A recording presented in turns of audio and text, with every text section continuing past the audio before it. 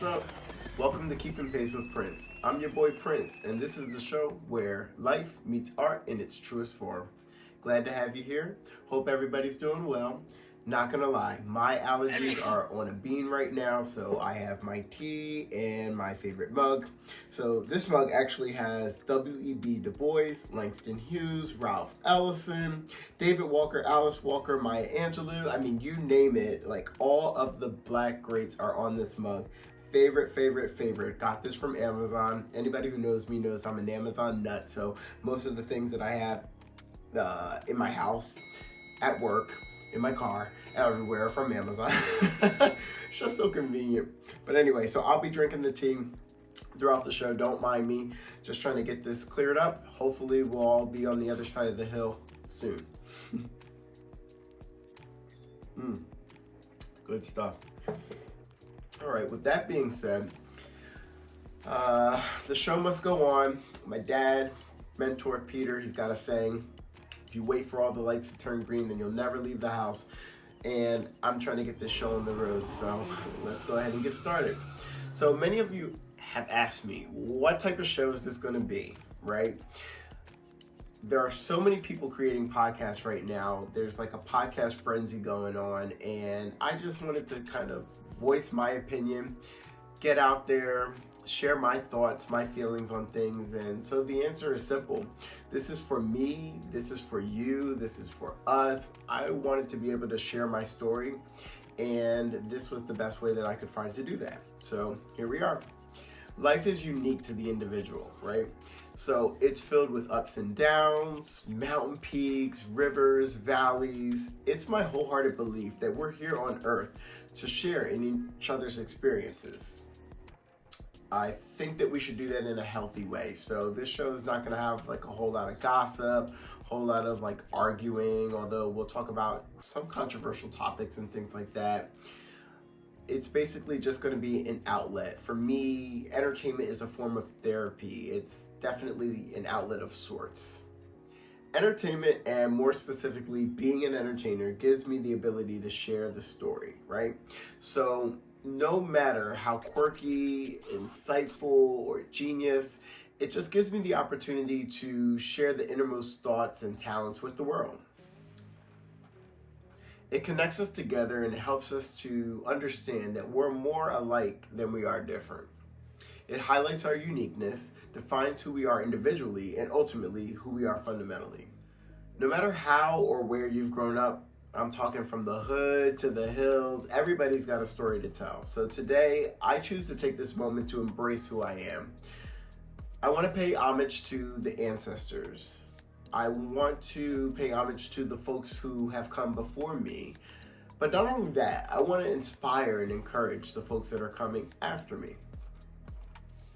Our stories, our lives, and our journeys don't just make us who we are, but who we are designed to be, who we're destined to be. All right, so enough of all that stuff. Let's get into the mainstay of the show, shall we? So the first thing that I'd like to do is do story time, if you will. I'd like to give you a little bit of background about myself and where I come from. So I'd like to say that I'm Jersey bred and Pennsylvania fed. And I'd like to start at the beginning. So that's where I'm from.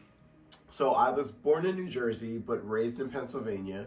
Of course, nothing is simple when it comes to me. For those who know me, you know already there's a story coming. Definitely a story there. So I was raised in Trenton, New Jersey, and I was born in Trenton, New Jersey at a hospital named Mercer Hospital. So Mercer Hospital no longer exists, but Trentonians, they know about it, has lots of history. It was founded in 1895, and it was one of New Jersey's premier hospitals. Unfortunately, now it just sits as an abandoned building. Over the years, it evolved into what's now called the Capital Health System. So they have many hospitals and doctors in network all around the state. And Mercer Hospital was a state-of-the-art hospital for its time. It was established by community members, and many Central New Jersey residents were born there.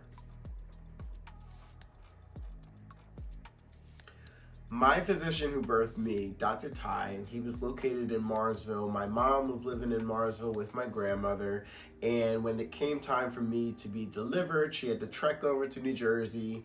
And ultimately, I was birthed in New Jersey, but living in Pennsylvania. So that's kind of how that came to be. My younger brother, however, he was born in 1991. I heard that. Time to sip some tea.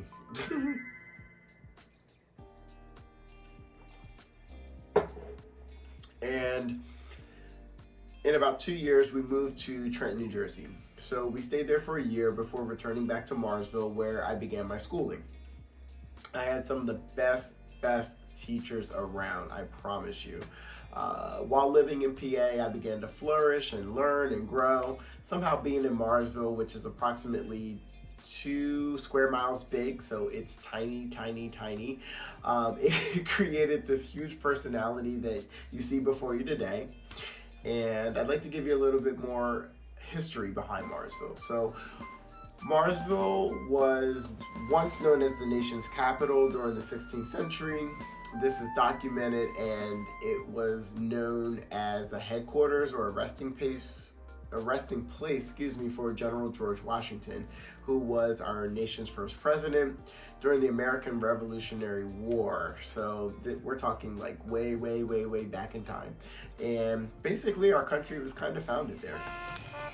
Marsville is filled with history, nature, community, and overall just good people. My mother and my stepfather thought that it would be a good place to raise a family, so that's how we ended up there. And the town was actually named after Robert Morris, who is, go figure, a signer of the Declaration of Independence, which is pretty cool, right? So, fun facts, right? To be honest with you, growing up, I truly could care less. I was more fixated on playing with toys and watching TV and things like that. I just didn't really recognize the historical context, even though I had teachers that were teaching us about it and telling us all of the history there. It wasn't until I got older that I began to realize the historical importance of such a seemingly obscure place, right? Anyway, back to me. So my father has been a part of my life since birth. He and my mom were high school sweethearts. You know the story. He went to her prom, she went to his, and seemingly from the outside looking in, it was a love story from the books. Until it wasn't. A lot of us had that story, right? But such is life. My father was 21 when I was born, and my mother was 19. Teen pregnancy was rather uncommon in those days. We're talking about 1988. My mother recalls having me just out of high school. I often think about what a challenge that might have been for her and the pressures that she actually had to face and how resilient and strong that she is by nature, something that I'm quite proud of. By textbook, my parents became a statistic before they ever had a chance to understand life in the most primitive sense. By the time my father was a junior in college, I had arrived on Earth, and he desired to create a better life for me by going to college and continuing that feat. This was pretty admirable for a man whose odds seemed stacked against him. Even now we hear so many negative things when it comes to black male figures and black fathers, and I'm here to tell you my dad was a blueprint for me. He was an example of rising above circumstances and meeting the challenges at hand head on. At about 5, my mother married her soulmate, who was my stepfather, and I often joke about him being a veteran and tell people about how we were raised military style, right? So we had PT complete with the push-ups, the pull-ups, and cadence. Oh my God, the cadence songs, oh my goodness. Like I still remember this to this day. I've got them downloaded on iTunes, and when I'm in the gym, sometimes I'll turn one on.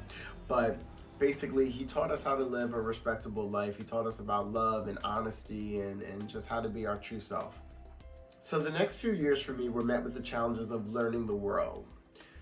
I loved going to school. Not so much doing the schoolwork, but I was there more so for the camaraderie. I was kind of a social butterfly of sorts.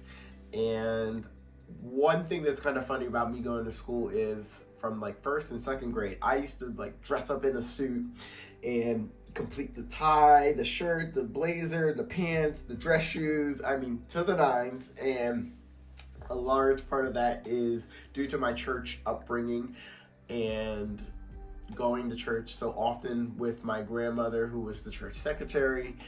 I always was taught to put your best foot forward, and for me, I wanted to do that at school, so that meant wearing suits. So I was the oddball.